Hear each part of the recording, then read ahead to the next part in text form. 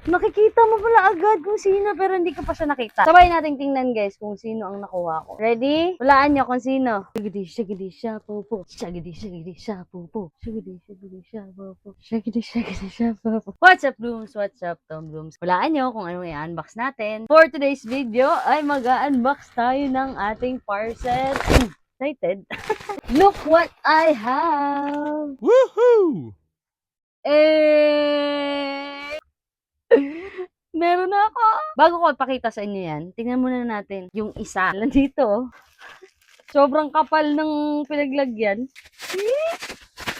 Kala ko wala eh. Kala ko basura. Pero, I have this. Nakikita mo pala agad kung sino pero hindi ko pa siya nakita. Sabay nating tingnan guys kung sino ang nakuha ko. Kita na ba agad to? O may ano pa to? Cover. Ready? Hulaan nyo kung sino. Nakikita nyo ba? Nakikita nyo? Seryoso? 1, 2, 3. Hey! Si Maloy! Si Maloy guys, na nakuha natin. Kaya lang, Baobab. Oh my gosh. Bakit naman ganito? Ayan guys. Dapat naman nilagyan nila ng hard case. Yun, nalukot tuloy. Ayun no, lukot. So sad. Baobab! Ayan, lukot to. Nalukot pa si Maloy. Kita nyo ba? Ayan o, may line siya dito. Pwede ba tong i-return? Pwede ba? Pwedeng palitan? Ito, damage item. So, yung photocard niya, guys, is holographic. Nakaka-disappoint. Siguro naipit. Well, show ko na sa inyo kung ano yung pinili kong design. Comment ko sa lagayan nila. Maganda. Ready na ba kayo? Ready na? Ito yung pinili ko. 3, 2, 1! Tadang! Ang pinili ko ay Jax in Pickle. Ganda ng color nito, oh. Ang ganda pala, no? Ang first choice ko talaga ay black. Kaya lang sold out na yung black. Nakalimutan nilang maglagay ng isa pang plastic dito. Okay lang yan. May nakalagay siya dito. See differently. Talaga? Ano makikita ko pag sinuot ko to? See differently daw eh. Ayan, may pangalan siya dito. Jax in Pickle. Tapos, yan. Right side yung brand name niya. Naalala niyo ba to kung sino nagsuot nito?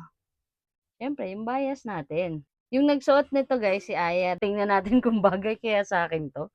Tingnan natin. Matagal na din talaga kasi ako gustong bumili ng salamin. Kasi yung last time na binili ko, naiwan ko sa upuan ng motor. Pagbalik ko, wala na. Kinuha na. Thank you na lang sa kumuha. Sana bagay sa'yo yung kinuha mo. Sukatin na natin ha. Sana bagay. 3, 2, 1. Ganun muna ako. Talikod pala ako. Talikod nga. Tadang! Ako yawa. Ay, marang magkuhan. Ay, buang. Oh, ha? Bagay ba? Ano weirdo? Pangit makabanding. Kunyari, nakaganito ako, tas andyan si Aya sa gilid. Titingnan mong ganun. Ay, Aya. Buang na rin. Guys, mag-comment kayo kung bagay ba sa mukha ko tong Jackson Pickle na pinili ko. Pang summer. Tapos na yung summer. Ano siya? Ayan. Saktong-sakto sa akin. Hindi naman siya nalalaglag. Ayan. Madalas kasi pag mga ganito, nalalaglag sa mukha ko. Sakto lang siya sa akin yung fit dito, hindi maluwag. Sa nose naman, hindi din siya nalalaglag. What do you think guys? Comment down below. Ano sa tingin nyo kung bagay ba sa akin? Kasi pag hindi, ayoko na. Hindi ko na susuotin to. Share lang. Siyempre susuotin ko to, no? Mahal nito eh. Meron naman siyang pamunas dito. Uy! Taray, nung pamunas. Heart. Heart ba to? Hindi pala. Mata ko lang heart. Mahal na mahal ko kasi ang Bini Char. Hindi siya heart. Ano ba to? Heart na bilog. Para sa akin, okay yung salamin. Ramdam ko naman na magagamit ko talaga to. Kaya lang, disappointed ako dito sa photocard ko. Sana next time pag may mga umorder online, sana ba ilagay nyo sa magandang packaging or kahit lagyan nyo ng karton para naman hindi siya malukot. Alam nyo naman, kaming mga blooms ay precious sa amin tong photocard. Kaya sana sa susunod kong bili ay may susunod pa. What? Ingatan ko talaga to. Dapat hindi magasgas. Kailangan natin kumutan para hindi magasgas.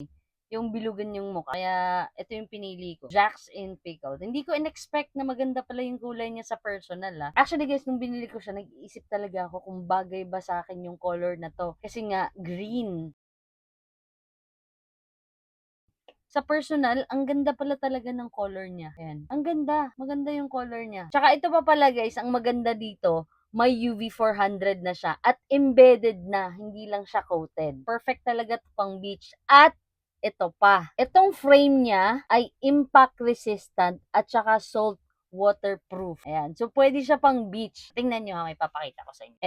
Ito yung salamin na lagi kong ginagamit na kahit magbi-beach, binabasa ko. Ayun o, tingnan nyo anong nangyari. Nag-ano siya, kalawang kalawang. Nakikita nyo ba? Pero sinusuot ko pa rin. Tapos na-adjust pa yung dito niya. Yung, anong tawag dito? Ayun, research ko pa. Ang tawag dito ay hinges. Yan, yung hinges niya na-adjust. Kapag feeling mo maluwag, yan, i-adjust mo lang dito. Ang galing, no? Bagay. Tapos ako lang pala nagsasabing bagay, no? Sa paningin nyo pala, ang pangit, no? Bahala na kayo. Basta ako, feeling ko bagay sa akin. At para naman dun sa mga malalabo yung mata, huwag kayong mag-alala kasi pwede din naman tong maging prescription glasses. Add mo lang yung tinted lens upgrade nila, guys. Tapos message mo sa kanila yung prescription mo para magawan ka nila ng lens na sakto sa grado ng mata mo. Taas kasi ng grado mo eh. Joke lang. Kung gusto mo naman ng photochromic, di orderin mo yung sun adaptive lens upgrade nila para kahit maaraw, para ka pa rin naka-sunglasses. Prescription glasses, at the same time, sunglasses. Ganda nun. Kahit pwede ka nang bumili online. May photocard ka pa. Ano? Gusto mo din ito? Order ka na dyan sa Yellow Basket. Baka maubusan ka pa.